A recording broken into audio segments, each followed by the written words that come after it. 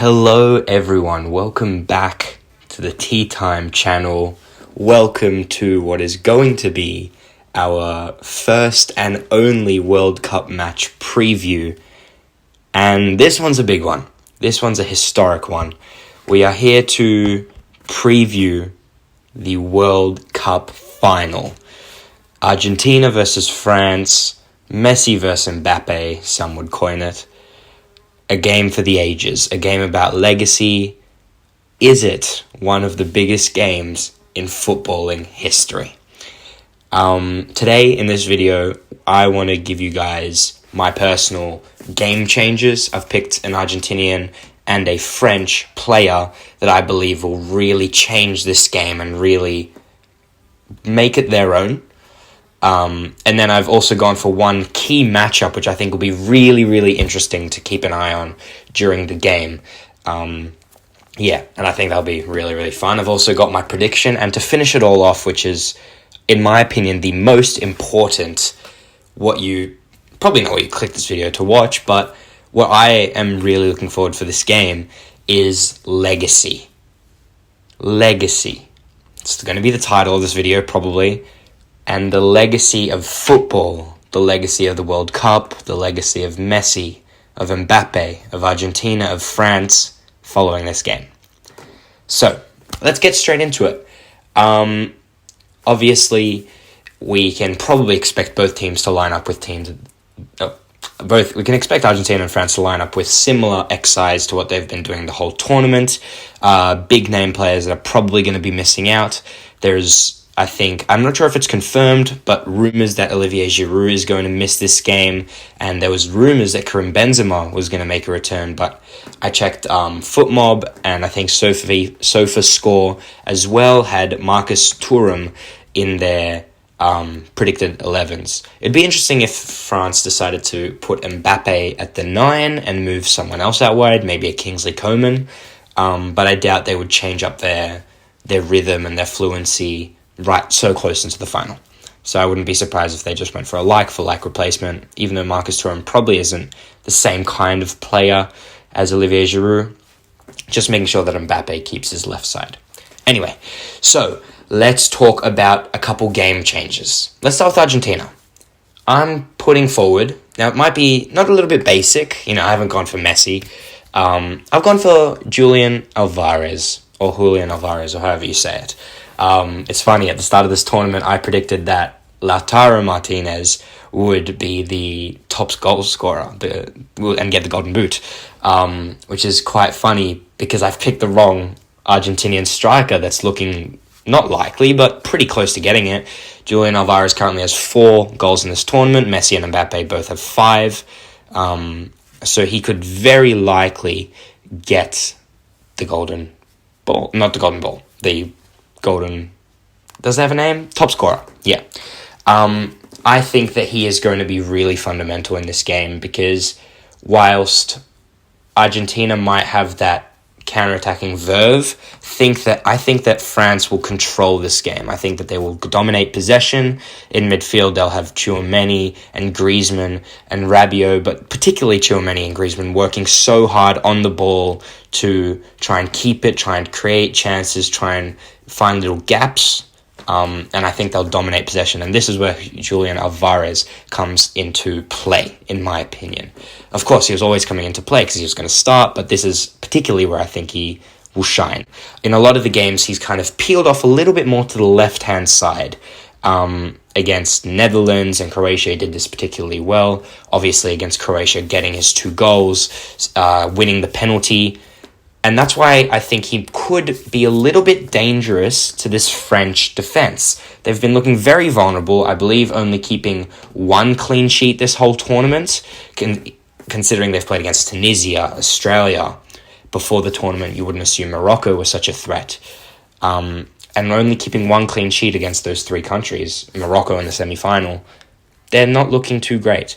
Jules Koundé, whilst he's had a fine tournament, he hasn't been exceptional, hasn't caught my eye in particular, and that's why I think Julian Alvarez will really make them a little bit nervous, because he scrambles, he gets in these attackers' faces, that's how he gets his goals. Of course, he's a clinical finisher, and he's so pacey, but he also doesn't give up, and he wins those second balls or those third balls, and he just keeps going even if there's a 5% chance of him winning it. And that's why I think he could be a real pressure player for Argentina. For France, again, not the most creative, but I think someone that could really, really, really hurt Argentina is Theo Hernandez. He has been absolutely mesmerizing. 13 tackles won this tournament, which is the 10th most in the World Cup. He, interestingly, didn't even start the tournament, Lucas Hernandez, his brother, only once he got injured did he come in, and France have looked so much better since, even though it was about 20 minutes. He offers that extra attacking option down that left-hand side when Mbappe needs it. With his goal that he got against Morocco, that just shows he was so close to the 6-yard box even. He just gets so high. He just bombs on that left-hand side, has a lot of stamina. Maybe that means that Argentina will have more space behind him to take advantage of, but I still think that on the attack, he will be so dangerous. Against Morocco, he won 6 of his 6 ground duels. And I think he will really be dangerous for France because he just offers something different, He is a lot of pace, but he's just someone else on that left-hand side who has his left foot, who can whip in a nice cross to Dembele at the back post, or if they had Giroud in this game, Giroud, but Marcus Thuram, for example. Okay, let's talk about a key matchup. I really don't want to keep this going for too long. I want it to be short and concise. Key matchup. Alexis McAllister versus Antoine Griezmann. I think this will be really, really, really interesting. If you would have told someone 4 years ago at the Russia World Cup, hey, Antoine Griezmann versus Alexis McAllister is going to be huge in the World Cup final, they would have been like, who is Alexis McAllister? Griezmann has been out of his mind this tournament, creating I think he's created 7 key chances, which is the most in the tournament. He's just been mesmerizing. He's been finding little pockets, being really subtle, controlling the game. Not just in attack, in defense, working hard off the ball to make sure that they can allow Mbappe and Dembele to Dembele does do the defensive work, but he can allow Mbappe and Giroud to not have to press as much and not have to work as hard. He can cover that right-hand side. So Antoine Griezmann has just been so brilliant this tournament, and who I believe is the counterpart of this key matchup, Alexis McAllister, he has been really, really outstanding for Argentina. Sure, he hasn't had the performances of Messi or Julian Alvarez scoring goals and really, cementing his place in the history books with a goal, but he's just been so important to Argentina. He works hard off the ball, and with the ball, he drives forward. He really takes advantage of his little flares and his little tricks and his small physique to brush past players and be attacking and aggressive and on the front foot. I think that these are two players who, whilst they're different and create in different ways, Griezmann more with his vision and a dink and a pass, and Alexis McAllister maybe with a little bit more pace, a little bit more flair, a little bit more zigzag. They both work hard, super hard, to make sure that their superstar teammates, not saying that these guys aren't superstars, that their superstar teammates can produce the best they can. And I think that because they're playing against each other on that exact same side, whilst I don't think they'll have a specific role of, Didier Deschamps won't tell Griezmann, make sure that Alexis McAllister doesn't drive. Maybe that'll be a small note, but it won't be his main idea. Griezmann won't be thinking to stop Alexis McAllister on the night. I think that they will clash, and I think they will bump heads, and it'll be really interesting to see how vision can try and, beat hard work, and then how dribbling can beat another player's hard work. I think that'll be really, really interesting to see. Okay, last 2 things. My prediction and legacy. Let's talk about my prediction. I want to talk about my legacy. There's no legacy here on the Tea Time podcast. My prediction.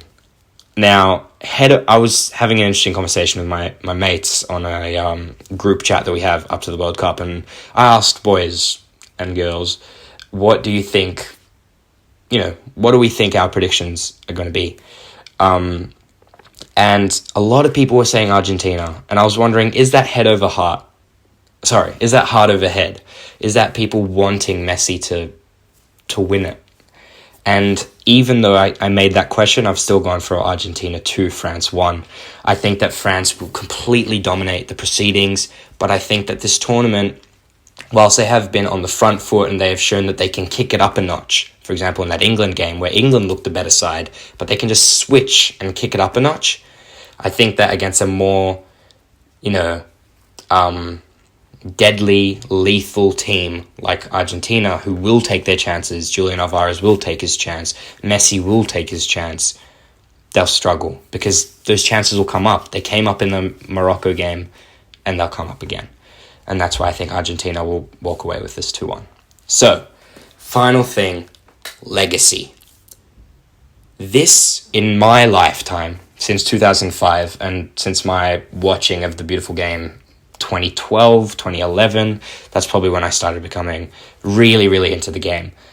This is the biggest game in my lifetime. Probably in lifetimes before. The only game that I can maybe compare is the 1986 World Cup final, Argentina versus West Germany following Maradona's historic World Cup, where he scored 2 against Belgium in the semi-finals and 2 against England in the quarterfinals, hand of God and the halfway line goal.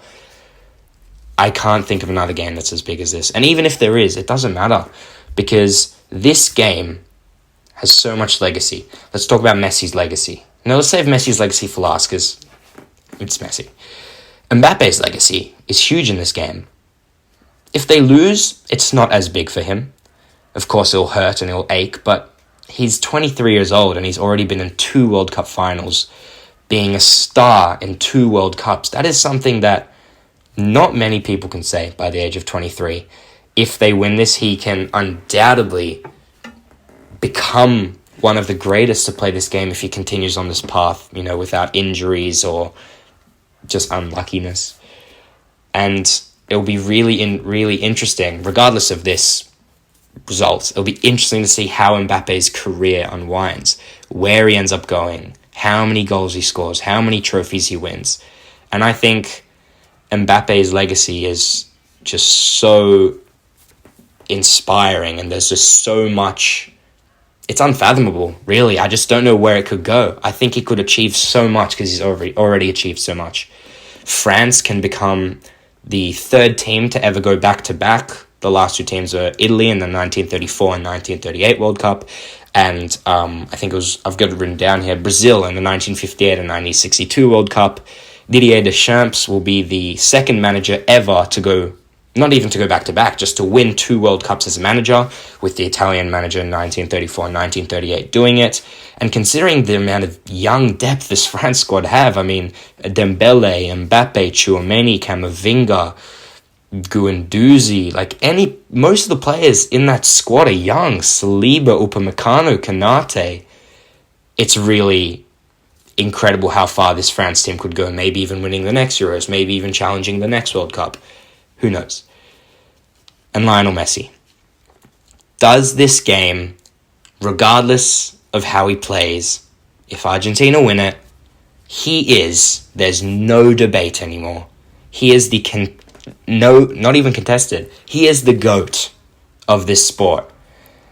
I was thinking about this and I was like, this doesn't happen very often. We really need to be grateful for this opportunity as football fans. When in our lifetimes are we going to see someone be the best to ever do something? That's really rare. Not just sport. You can talk about science, about biology is a science. Come on, Gilad. You can talk about science, people that are inventors, people that discover things in the world. It's rare that you see someone become the best to ever do something, and this is one of those moments. Someone was saying, if you believe that this game determines if Messi's the best ever, then it's not, because it's a team accomplishment. And what if he plays badly? It doesn't even matter. In 1986 World Cup, Maradona didn't score in the final, and they beat West Germany 3-2. But that's his World Cup because of that performance against England, scoring 5 goals in that World Cup. That's exactly how many Messi scored in this World Cup. It's just, I'm very grateful, and I think it would be incredible to see. It's just an unwritten story. It's just a fantasy if Messi wins this. What I want to finish off on was I saw this interview. I'm sure a lot of you guys saw this. It went around. It was this Argentinian interviewer after the Argentina versus Croatia game interviewing Messi, saying that regardless of the results in the final, that Messi should be proud of himself, that he was able to be inspiring and bring happiness and joy to millions of people in Argentina and millions of people around the world.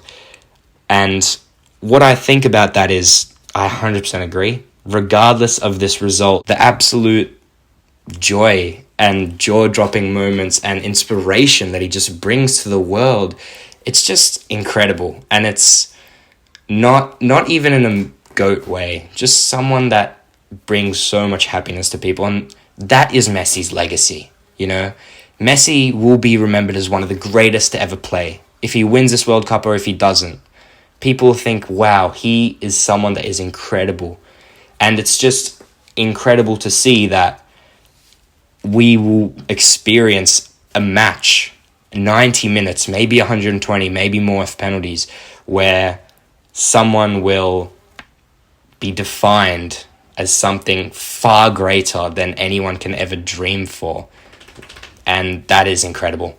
So, guys, thank you so much for listening to this World Cup preview. The editing might be slightly different because of, I'm trying something new here. Different recording device for face and different for audio. But yeah, thanks for giving this a watch, guys. Good luck to whoever you want to win on the World Cup. I want Argentina to win, but I'm just excited for an incredible game. Again, one of the biggest games ever in the history, biggest game in my lifetime. And yeah, make sure you guys join the Tea Time Army, you know, follow us on Instagram, teatime__podcast, two underscores, one podcast, and make sure you check out our podcasts that will come out in the future and the ones we've already had. So yeah, thanks guys so much for giving this a lesson. Peace out.